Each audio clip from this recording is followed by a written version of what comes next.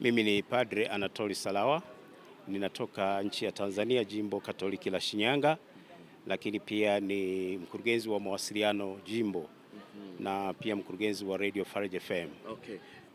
Kiukweli ni kwamba kama mafundisho ya Mama Kanisa yanavyosema, vyombo hivi vya habari, social media na vyombo vingine ambavyo ni traditional media ni nyenzo, ni zawadi iliyotoka kwa Mwenyezi Mungu kwa ajili ya kusaidia kupeleka habari njema ya wokovu.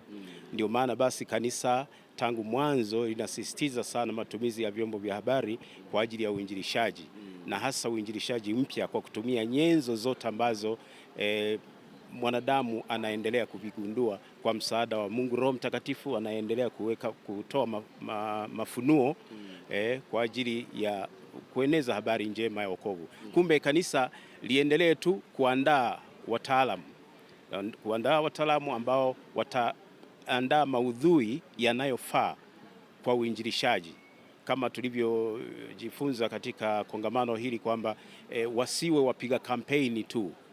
Waandishi wa habari wa Kanisa Katoliki wasiwe wapiga kampeni, bali wawe ni wafuasi wa Yesu Kristo wanaopeleka habari njema kwa watu.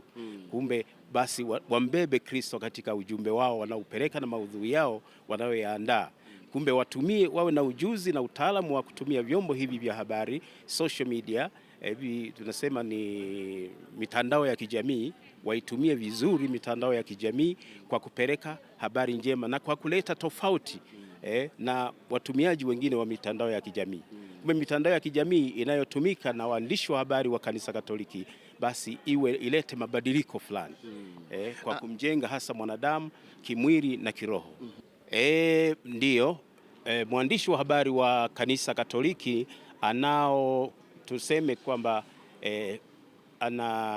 tunasema prophetic role, ni ana wajibu wa unabii kama mama kanisa, ambavyo mama kanisa ana wajibu huu wa kinabii, sauti ya kinabii. Na sauti ya kinabii ni kwa kweli inatoka kwa Mungu lakini kupitia mwanadamu.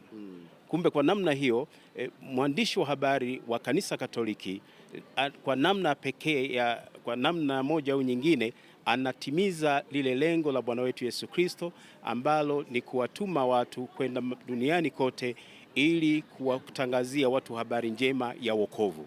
Na habari njema ya wokovu manake ni kwamba wapeleke habari ya Yesu Kristo. Sio habari yao, ila ni ya Yesu Kristo. Kwa hiyo unabii wao unatokana na hiyo kazi na ama huduma ambayo ni ya Yesu Kristo, ambaye ni nabii. Yeye ni kuhani, nabii na pia ni kiongozi, ni mwalimu. Kumbe waandishi wa habari wa kanisa wanatimiza wajibu huo wa kinabii kupitia vyombo hivi vya habari. Kwa hiyo wanautimiza wajibu ule na huduma ile ya Bwana wetu Yesu Kristo kwa kuipeleka ile habari njema ya wokovu. Kwanza mwandishi wa habari, tunaambiwa mwandishi wa habari kazi yake ni anawajibika kwa jamii kuliko kwa mtu, anawajibika kwa jamii. Kumbe basi mwandishi wa habari wa Kanisa Katoliki alenge zaidi kwenye jamii ambayo ndio inahitaji uponyaji.